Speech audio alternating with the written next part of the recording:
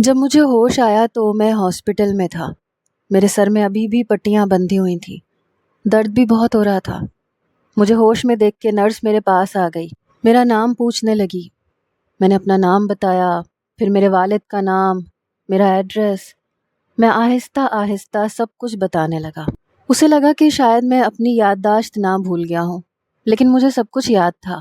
ہوش میرے اس وقت اڑے جب مجھے پتہ چلا کہ میں 2 مہینے سے کوما میں تھا۔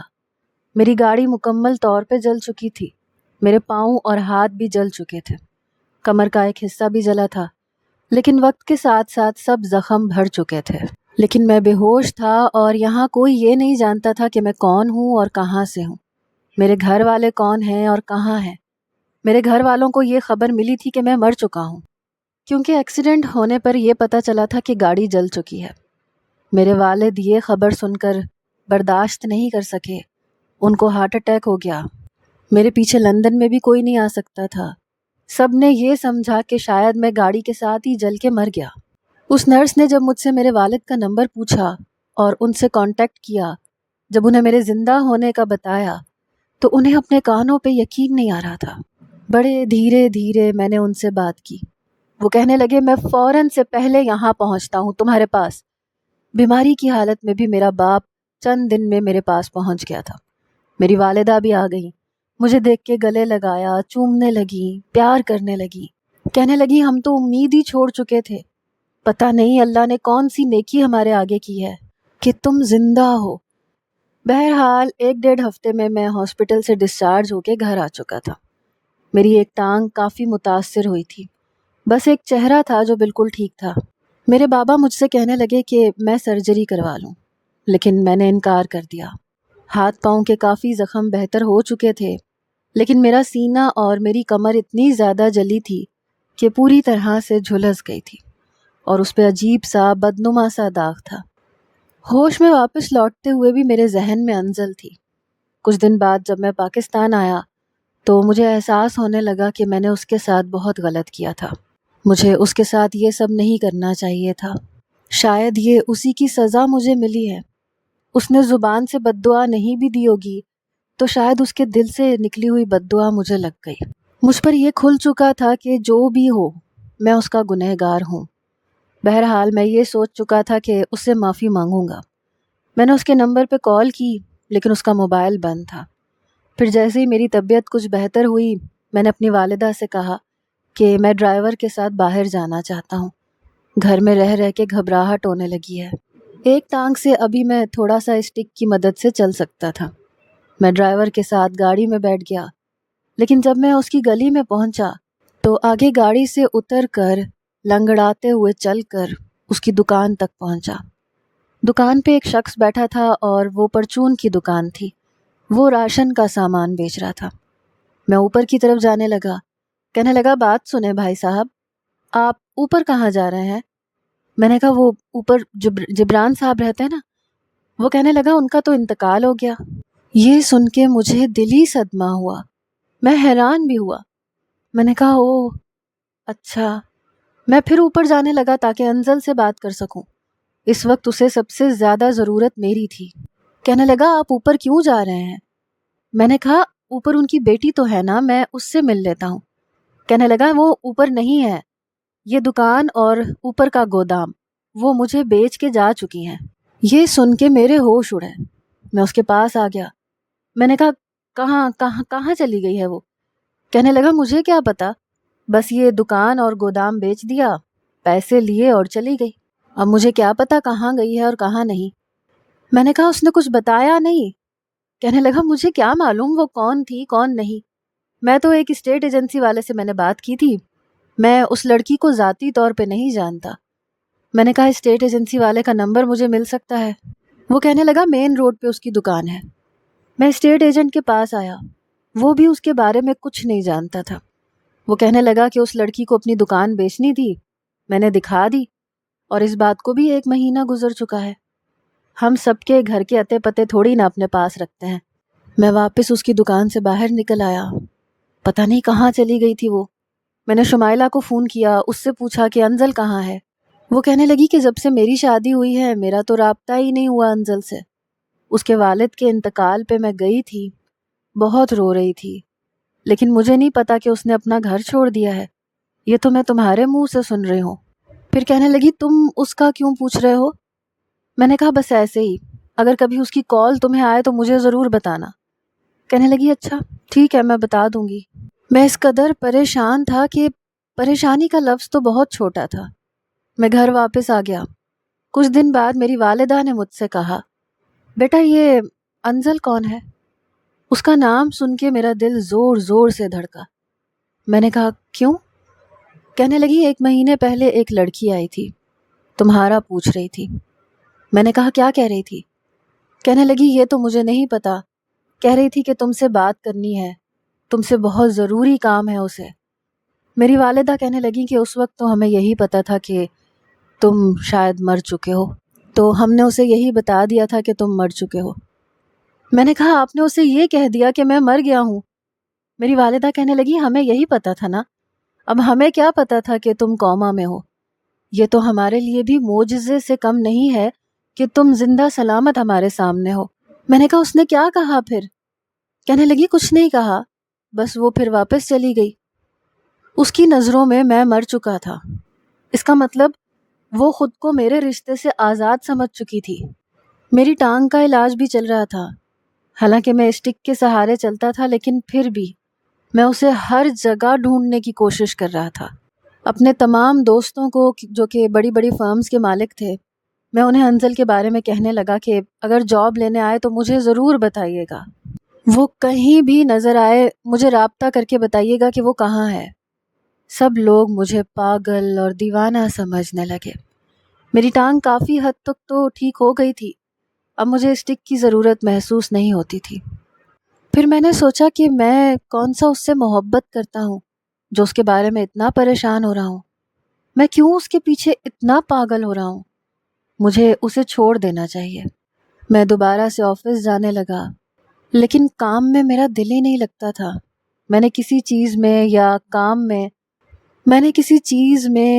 کام میں اپنا دماغ لگانے کی کوشش کی، لیکن وہ لڑکی میرے سر پہ ایسے سوار ہو چکی تھی کہ اس کے علاوہ کچھ نظر ہی نہیں آتا تھا۔ شاہمیر مرتضیٰ کسی بھی لڑکی کے لیے اتنا پاگل نہیں ہو سکتا تھا۔ میں نے اپنے اندر سے اس پرانے شاہمیر کو جگانے کی کوشش کی، اپنے آپ کو یاد دلانے کی کوشش کر رہا تھا کہ مجھے کبھی کسی کی پرواہ ہوئی ہی نہیں تھی اور اب بھی نہیں ہونی چاہیے۔ یہ لڑکی میرے لیے کوئی آخری لڑکی نہیں تھی، مجھے اپنے آپ کو ویسا ہی کر لینا چاہیے، لیکن میری بے چینی بڑھتی جا رہی تھی۔ ایک بار میں نے ایک لڑکی کو کہا کہ وہ کافی خوبصورت ہے، مجھے پسند بھی بہت کرتی تھی۔ میں نے اسے ریسٹورنٹ پہ بلایا، وہ بہت خوش تھی، میرے سامنے بیٹھی تھی، شارٹ سی سلیو لیس شرٹ پہنے ہوئے تھی۔ اس کے بازوؤں کو دیکھ کے مجھے انزل کا خیال آنے لگا، اس کے دودیا بازو میری آنکھوں کے سامنے لہرانے لگے، وہ وقت یاد آنے لگا، دل زور زور سے دھڑکنے لگا۔ سامنے ایمن بیٹھی تھی، اس نے چٹکی بجائی تو میں ہوش میں واپس آیا۔ وہ کہنے لگی کہاں کھوئے ہوئے ہو؟ میں باتیں کر رہی ہوں اور تم ہو کہ میری طرف دیکھ ہی نہیں رہے، میری تعریف ہی نہیں کی تم نے۔ میں نے خود کو جھٹکا تھا، ایمن کو دیکھنے لگا۔ وہ کافی ماڈرن فیملی سے تعلق رکھتی تھی، کئی بار میں اس کے ساتھ وقت اور راتیں بھی گزار چکا تھا۔ کافی خوبصورت لڑکی تھی، لیکن انزل نہیں تھی۔ میں نے کچھ دیر آنکھیں بند کی، خود کو ایمن کی تعریف کے لیے تیار کرنے لگا، اسے غور سے دیکھنے لگا۔ میں نے کہا تم میری دوست ہو، اس لیے عام سی لڑکی تو ہو ہی نہیں سکتی، تم جانتی ہو میں حسین لڑکیوں کا دلدادہ ہوں۔ وہ مسکرانے لگی۔ میں نے اس کا ہاتھ پکڑ لیا، لیکن میرے دل میں بے چینی بڑھنے لگی۔ میں اپنی کیفیت پہ قابو پانے لگا۔ میں نے کہا ایمن تم بے حد حسین ہو، بہت خوبصورت ہو۔ وہ مسکرانے لگی۔ میں نے کہا جانتی ہو مجھے تمہارے چہرے پہ تمہاری آنکھیں سب سے زیادہ حسین لگتی ہیں۔ پھر میں اس کی آنکھوں میں دیکھنے لگا۔ اس کی آنکھیں کالے رنگ کی تھی، لیکن دیکھتے ہی دیکھتے مجھے ایسے لگا جیسے اس کی آنکھوں کا رنگ بدلنے لگا۔ اس کی آنکھیں بادامی رنگ کی ہونے لگی، روئی روئی بادامی آنکھیں، اس پہ کاجل لگا ہوا، اور ان آنکھوں میں میرا سکھ چین چرا کے رکھ دیا۔ میں نے کہا انزل تمہاری آنکھیں میرا چین چرانے لگی ہیں۔ یہ سن کے وہ کہنے لگی، شامیر میں ایمن ہوں۔ میں جیسے اس کی آنکھوں میں کھوس آ گیا۔ اس نے میرا ہاتھ پکڑا، مجھے اچھی طرح سے ہلایا۔ ایک دم سے اس کے چہرے کے نقوش بدل گئے۔ وہ انزل نہیں تھی۔ کہنے لگی، کیا ہو گیا تمہیں؟ میری آنکھیں تمہیں پہلے تو اتنی پسند نہیں تھیں، اور یہ انزل کون ہے؟ میں پوری طرح سے پکڑا جانے والا تھا۔ میں نے کہا، کوئی نہیں، چلو آؤ میرے ساتھ۔ میں نے اسی ریسٹورنٹ کے اوپر ہوٹل میں ایک کمرہ بک کروایا تھا۔ میں دل میں ٹھان چکا تھا میں واپس پرانے والا شاہمیر بن جاؤں گا۔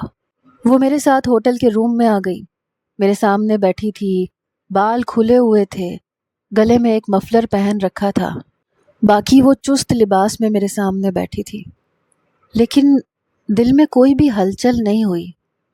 میں نے اس کے گلے میں پہنا ہوا مفلر اتار کے ایک طرف پھینک دیا، اس کے بے حجاب بازوؤں پہ اپنے ہاتھ کی پشت پھیرنے لگا۔ وہ مسکرانے لگی۔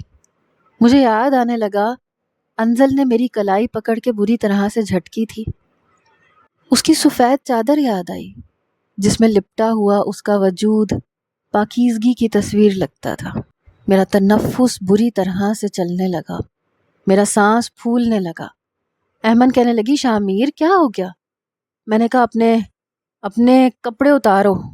پہلی بار یہ کہتے ہوئے میری زبان لڑکھڑا رہی تھی۔ اس نے اپنی شرٹ کے بٹن کھولنے شروع کیے۔ میں نے فوراً سے اپنی آنکھیں بند کر لیں۔ میں نے کہا، تمہیں شرم نہیں آتی کیا؟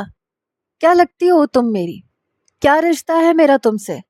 شرم نہیں آتی میرے سامنے یوں بے حجاب ہوتے ہوئے؟ تمہاری کوئی عزت نفس ہے کہ نہیں ہے؟ صرف چند ہزار کے کھانے اور ایک پرفیوم کے بدلے میں تم میرے سامنے بے حجاب ہونے کو تیار ہو؟ میری بات سن کے وہ مجھے حیران ہو کے دیکھ رہی تھی۔ میں نے کہا، عورت اتنی بے قیمت تو نہیں ہوتی۔ کہنے لگی، تمہیں ہوا کیا ہے؟ کیسی باتیں کر رہے ہو؟ جس فیملی سے ہم بلانگ کرتے ہیں یہاں ایسے دوست اور ایسی باتیں عام ہیں۔ تم کب سے دقیانوسی مردوں جیسی باتیں کرنے لگے؟ میں نے آنکھیں نہیں کھولیں۔ میں نے کہا، جاؤ یہاں سے، جاؤ یہاں سے، باہر نکل جاؤ۔ میرے نزدیک عورت وہ ہے جو چادر میں خود کو لپیٹ کے رکھے، جس کا حسن سب کے لیے عام نہ ہو، جس کی زینت صرف اس کے شوہر کے لیے ہو، جو بنا نکاح کے اپنی چادر بھی اتارنا پسند نہ کرے۔ عورت وہ ہوتی ہے، تم عورت نہیں ہو، جاؤ دفع ہو جاؤ یہاں سے۔ وہ مجھے دیکھ کے غصے سے کھڑی ہو گئی، کہنے لگی، تم پاگل ہو گئے ہو، تمہارا دماغ خراب ہو گیا ہے، پہلے اپنے دماغ کا علاج کرواؤ۔ یہ کہہ کے وہ کمرے سے باہر نکل گئی۔ اس وقت مجھے یقین ہو گیا اور میں پھوٹ پھوٹ کے رونے لگا۔ میرے لیے انزل ایک عام سی لڑکی نہیں تھی، میں اس سے محبت کرنے لگا تھا۔ ہر لڑکی میں اسے دیکھنے کی اور ڈھونڈنے کی کوشش کرتا تھا۔ میں نے لڑکیوں کے ساتھ دوستیاں کرنا، ان کے ساتھ راتیں گزارنا چھوڑ دیا تھا۔ میری زندگی آہستہ آہستہ بدلنے لگی تھی۔ ایک بار میرے والدین مجھ سے کہنے لگے کہ وہ میری شادی کرنا چاہتے ہیں، لیکن میں نے انکار کر دیا۔ میرے والد کہنے لگے، کیوں انکار کیوں کر رہے ہو؟ 30 سال کے ہو گئے ہو، شادی تو تمہاری ہونی چاہیے۔ میں نے کہا، شادی میں کر چکا ہوں، بس اپنی بیوی کو ڈھونڈ رہا ہوں۔ میرے والد تو یہ سن کے حیران رہ گئے، کہنے لگے، میں سمجھا نہیں۔ میں نے کہا، وہ ہمارے آفس میں لڑکی کام کرتی تھی، انزل نام تھا، اس سے نکاح کیا تھا میں نے۔ یہ سن کے میرے والد غصے سے بپھر گئے، کہنے لگے، تمہارا دماغ درست ہے؟ وہ معمولی سی لڑکی، تم نے اس کے ساتھ نکاح کیا تھا؟ میں نے کہا، وہ معمولی نہیں ہے، وہ میری بیوی ہے اور میرے لیے بہت خاص ہے۔ میرے والد کہنے لگے، میں کبھی اسے اپنی بہو تسلیم نہیں کروں گا۔ شاہمیر، تمہارا دماغ خراب ہو گیا تھا۔ میں نے کہا، میں اس سے بہت محبت کرتا ہوں۔ کہنے لگے کہ تبھی وہ یہاں آئی تھی، لیکن جب ہم نے اسے یہ کہا کہ تم مر چکے ہو تو وہ واپس چلی گئی تھی۔ یہ تو میں جانتا تھا کہ وہ تم سے طلاق لینے آئی ہوگی، لیکن پتہ نہیں کہاں چلی گئی۔ میرے والد کہنے لگے، اسے طلاق دے کے پیسے دے کے فارغ کرو، میں اتنی معمولی سی لڑکی کے ساتھ تمہاری شادی نہیں کر سکتا۔ پہلی بار میں نے اپنے باپ کے سامنے اپنا لہجہ بلند کیا۔ میں نے کہا، وہ معمولی لڑکی نہیں ہے، وہ بہت خاص ہے، میرے لیے وہ بہت خاص ہے۔ میں محبت کرتا ہوں اس سے، ڈیڈ، میں اس کے بغیر نہیں رہ سکتا، وہ میرے دل میں رہتی ہے، میری روح میں بستی ہے۔ میرے جارحانہ انداز کو دیکھ کر میرا باپ اور میری ماں چپ سے ہو گئے۔ میں اپنے کمرے میں آ گیا۔ اس کے بعد میں نے اسے ڈھونڈنا شروع کر دیا۔ میں دیوانہ ہو چکا تھا اس کے پیچھے۔ نہ دن کا ہوش تھا، نہ رات کا ہوش تھا، نہ کھانے کا ہوش تھا، نہ پینے کا ہوش تھا۔ بس یہ ایک خواہش تھی کہ کہیں نہ کہیں سے وہ میرے سامنے آ جائے۔ وہ میرے لیے کیا تھی یہ اب پتہ چل رہا تھا۔ اب پتہ چل رہا تھا کہ ابھی تک اس کو دیکھنے کی، اس کو پانے کی، اس کے قریب جانے کی خواہش میرے دل میں کیوں تھی۔ میرا وہ کون سا جذبہ تھا جو مجھے چین نہیں لینے دے رہا تھا۔ بدلہ نہیں تھا وہ محبت تھی۔ اس کو کھونے کا ڈر تھا۔ اس کا مجھ سے نکاح کرنا، پھر میرے قریب آنا۔ چند گھنٹوں کی اس کی قربت نے مجھے یہ سمجھا دیا کہ بیوی کیا ہوتی ہے اور ایک کال گرل کیا ہوتی ہے۔ اس کا حسن صرف میرے لیے تھا، اور اب اگر مجھے کوئی پریشانی اور بے چینی تھی تو وہ یہ تھی کہ اس کی نظر میں مر چکا ہوں۔ کہیں وہ کسی اور کی نہ ہو جائے۔ میں یہ برداشت کر ہی نہیں سکتا تھا کہ وہ کسی اور کی ہو، کسی اور سے شادی نہ کر لے۔ میں اسے دیوانہ وار ڈھونڈ رہا تھا۔ ایک بار مجھے ایک لڑکی نظر آئی، ویسی ہی سفید کڑھائی والی چادر میں۔ میں اس وقت مین روڈ پہ گاڑی چلا رہا تھا۔ اسے دیکھ کے میں نے فوراً سے گاڑی ایک طرف لگائی، جلدی سے گاڑی سے نیچے اترا۔ گاڑی کو بنا بند کیے میں اس کے پیچھے بھاگنے لگا۔ وہ ایک مال کے اندر جا چکی تھی۔ وہ مال روڈ کراس کر کے تھا۔ مجھے یہ تک پرواہ نہیں تھی کہ گاڑیاں کتنی تیزی سے چل رہی ہیں۔ میں بس انزل انزل پکار رہا تھا کہ بس وہ ایک بار مجھے دیکھ لے اور رک جائے۔ میں نے روڈ کراس کیا۔ کئی گاڑیاں مجھ سے ٹکراتے ہوئے بچیں، لیکن مجھے پرواہ ہی نہیں تھی۔ میں بھاگ کر مال تک گیا تھا۔ تب تک وہ اندر جا چکی تھی۔ جب میں اندر پہنچا تو دائیں بائیں جانب اسے دیکھنے لگا۔ وہ کہیں نظر نہیں آ رہی تھی۔ پھر وہ مجھے ایکسلریٹر سے اوپر جاتی نظر آئی۔ اس کی وہی سفید چادر جس پہ رنگ برنگے دھاگوں سے کڑھائی ہوئی تھی۔ میں اس کے پیچھے ایکسلریٹر پہ چڑھ گیا، سیڑھیاں چڑھنے لگا۔ تب تک وہ اوپر پہنچ کے ایک طرف جانے لگی۔ میں نے کہا، انزل میری بات سنو، لیکن اس کا وہی لاپرواہ انداز۔ ایک بار اس نے پلٹ کے نہیں دیکھا۔ میں اس کے پاس گیا، اس کے سامنے آ گیا تو میرے ہوش اڑ کے رہ گئے۔ وہ کوئی اور تھی۔ وہ مجھے ایسے اجنبی اور نافہمی نظروں سے دیکھنے لگی۔ کہنے لگی، آپ مجھے بلا رہے تھے؟ کون ہیں آپ؟ میں چپ ہو گیا۔ میں نے کہا، آئی ایم ویری سوری، میں آپ کو کچھ اور سمجھا تھا۔ میں وہاں سے واپس چلا گیا۔ میری زندگی اذیتوں سے بھرنے لگی۔ میں راتوں کو رونے لگا۔ آج تک کبھی مسجد کی شکل نہیں دیکھی تھی، لیکن اس لڑکی کی محبت میں مسجد تک پہنچ گیا۔ میری بے چینی مجھے مسجد تک لے گئی۔ مجھے تو وضو بھی ٹھیک سے کرنا نہیں آتا تھا۔ جوتے اتارے، وہاں پہ بہت سے نمازی وضو کر رہے تھے۔ میں بھی بیٹھ کے ان کو دیکھ دیکھ کے وضو کرنے لگا۔ پتہ نہیں کتنے سالوں بعد مسجد میں آیا تھا۔ امام کے پیچھے نماز پڑھتے ہوئے میرے آنسو بہہ رہے تھے۔ نماز پڑھ کے جب سب نمازی چلے گئے تو میں دعاؤں میں روئے جا رہا تھا۔ بس ایک دعا تھی میرے زبان پر کہ مجھے وہ مل جائے، وہ میرے سامنے آ جائے۔ امام مسجد نے جب مسجد خالی دیکھی اور مجھے روتا دیکھا، وہ میرے پاس آ گئے۔ کہنے لگے، بیٹے کیا بات ہے، کوئی پریشانی ہے؟ میں نے کہا، سکون نہیں ملتا، ہر وقت پریشان رہتا ہوں۔ کہنے لگے، اللہ تمہارے مسائل کو حل کرے گا، استغفار کیا کرو، نماز پڑھا کرو، تمہیں سکون مل جائے گا۔ مجھے ان کی باتیں کافی اچھی لگی۔ وہ کافی دیر بیٹھ کے مجھے سمجھاتے رہے۔ میں اب اکثر مسجد جانے لگا۔ ایک بار میں نے ان سے کہا کہ مجھے نماز پڑھنی نہیں آتی، میں بھول گیا ہوں۔ وہ مجھے بڑی حیرت سے دیکھ رہے تھے۔ میں نے نظریں چرائیں۔ میں نے کہا، میں اچھا انسان نہیں ہوں، ایک برا انسان ہوں۔ یہ کہتے ہوئے میری آنکھوں سے آنسو جاری تھے۔ انہوں نے میرے آنسو صاف کیے۔ کہنے لگے، اگر اللہ تعالیٰ کسی کو ہدایت دے دے تو وہ برا نہیں رہتا۔ تمہیں اپنی غلطیوں کا احساس ہو گیا ہے، تم اپنی غلطیوں سے معافی مانگ رہے ہو، سیدھی راہ پہ چلنا چاہتے ہو، تو یہ تو اچھی بات ہے۔ اللہ تعالیٰ اپنی رحمت کے دروازے ہم جیسے گناہ گاروں کے لیے ہی کھلے رکھتا ہے۔ میں نے کہا، میں نے شراب پی ہے، میں نے زناکاری بھی کی ہے، پتہ نہیں میری بخشش ہو بھی سکتی ہے یا نہیں۔ میری بات سن کے وہ چپ سے ہو گئے۔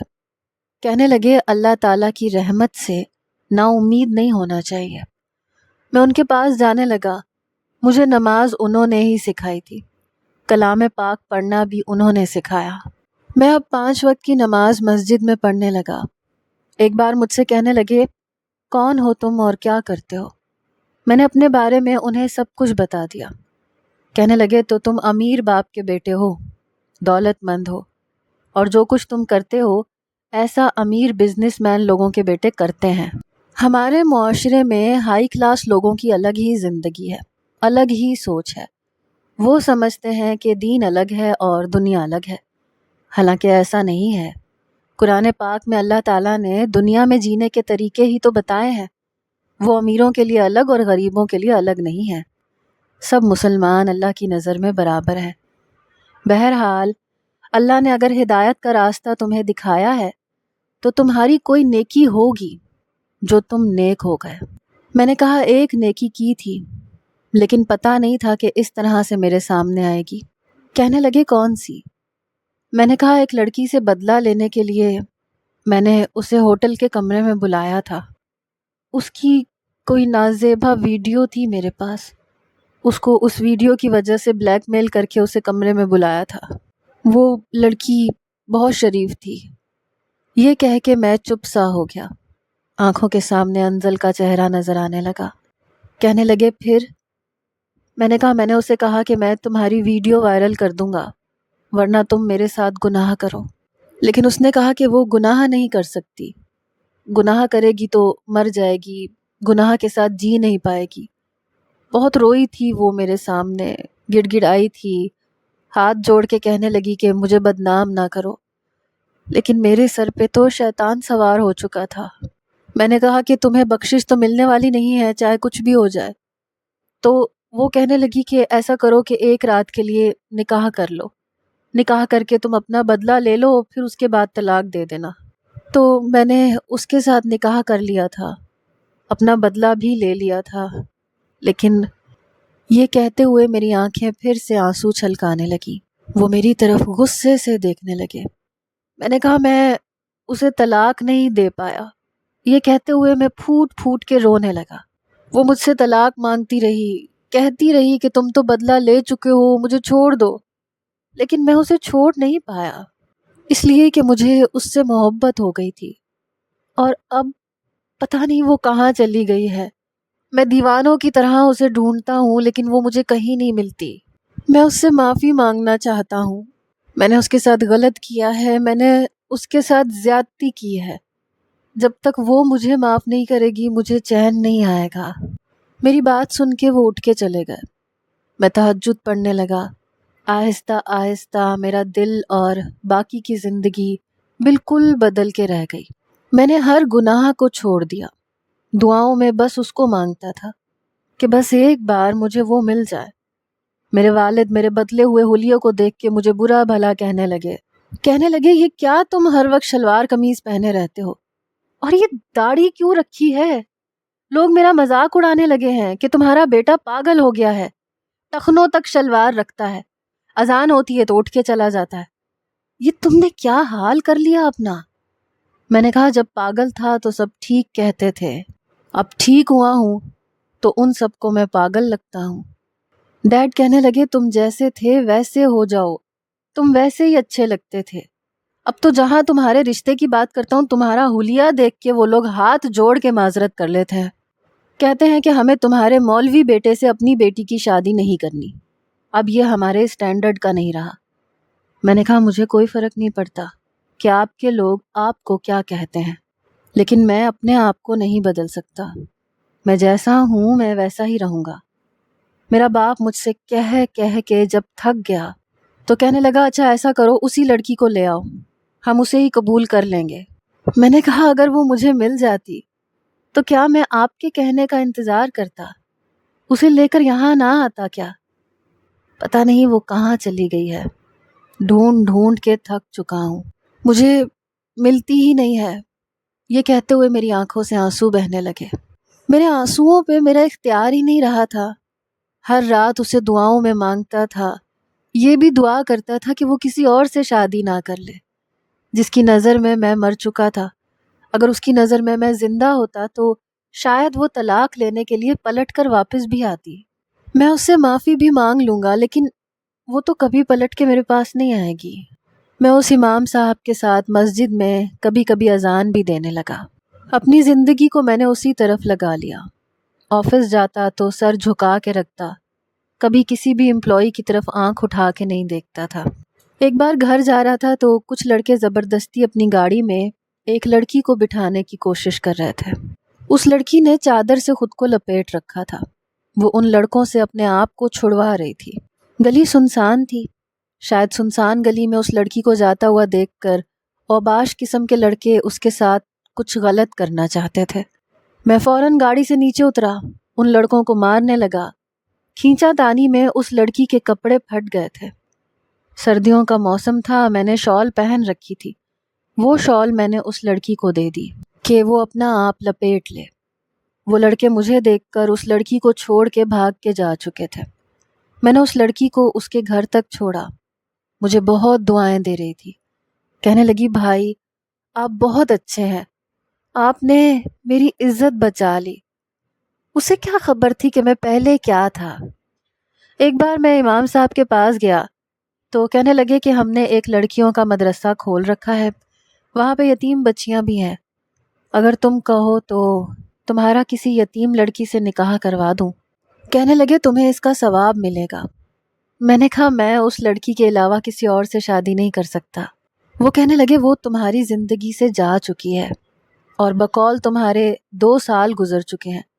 جس لڑکی کی میں بات کر رہا ہوں وہ بھی بہت اچھی ہے، تم اس کے ساتھ بہت خوش رہو گے۔ اس کے والد صاحب ایک زمانے میں میرے بہت گہرے اور اچھے دوست تھے، لیکن ان کے انتقال کے بعد وہ بچی میرے پاس آ گئی۔ پڑھی لکھی ہے، یتیم بچیوں کو اردو اور انگریزی بھی پڑھاتی ہے۔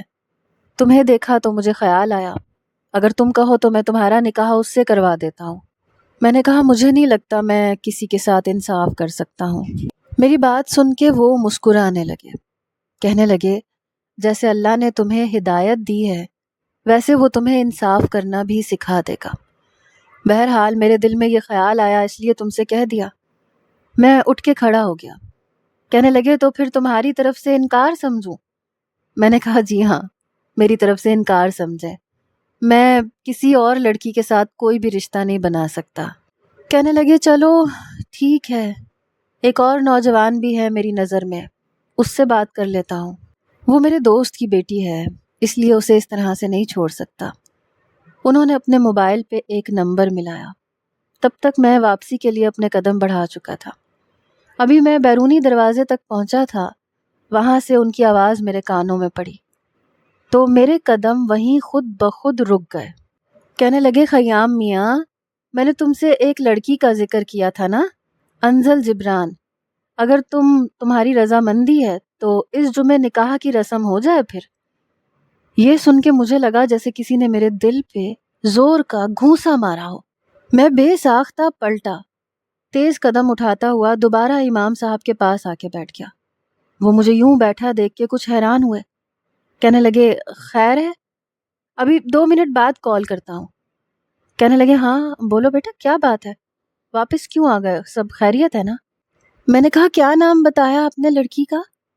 کہنے لگے انزل جبران۔ میں نے کہا کیا میں اسے دیکھ سکتا ہوں؟ کہنے لگے وہ یوں کبھی بھی تمہارے سامنے نہیں آئے گی۔ میں نے کہا میں بس ایک جھلک اسے دیکھ سکتا ہوں اس کی۔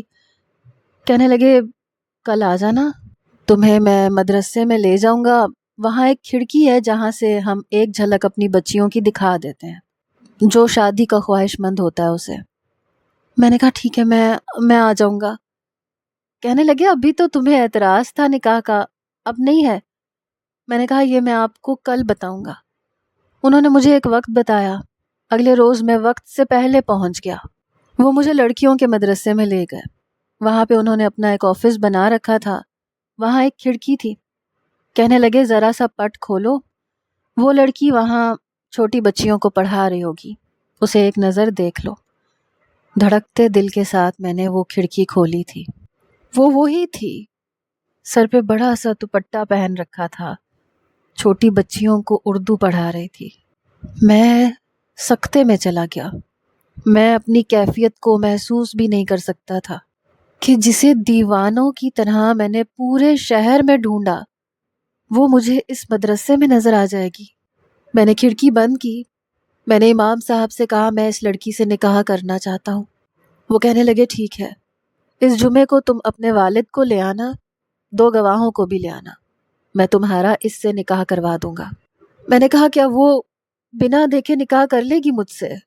کہنے لگے ہاں، اس نے مجھ پہ چھوڑ رکھا ہے، کہتی ہے جہاں آپ چاہیں گے مجھے کوئی اعتراض نہیں ہوگا۔ مجھے بس 2 ہی نوجوان اس کے لیے پسند آئے تھے، میں اسے بالکل بیٹیوں کی طرح سمجھتا ہوں، اس لیے مجھے لگا کہ تم اچھے انسان ہو۔